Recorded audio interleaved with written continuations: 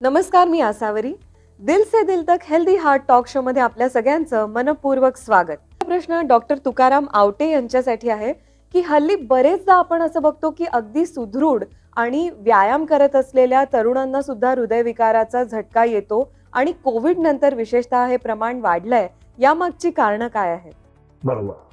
तर Covid infection आणि हृदयरोग यांचा संबंध याच्याबद्दल जनसामान्यामध्ये बरेच समज आणि गैरसमज आहेत.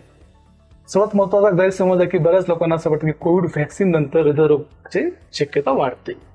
परंतु ICMR ने एक संशोधन केलं आहे ज्याच्यामध्ये असा त्यांनी कन्क्लुजन काढलं आहे की कोविड व्हॅक्सिन आणि हृदयरोग याच्यामध्ये कुठलाही संबंध नाहीये.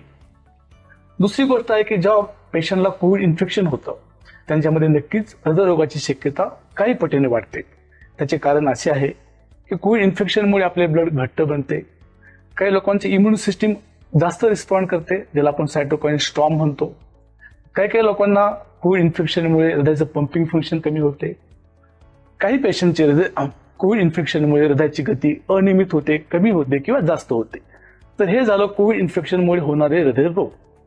परंतु अलीकडच्या काळात म्हणजे पोस्ट कोविड आपल्याला असं बऱ्याचशा बातम्या ऐकू येतात की बऱ्याचशा तरुण सो कॉल्ड हेल्दी लोकांना अचानक अटॅक येतो किंवा कार्डियक अरेस्ट होतो.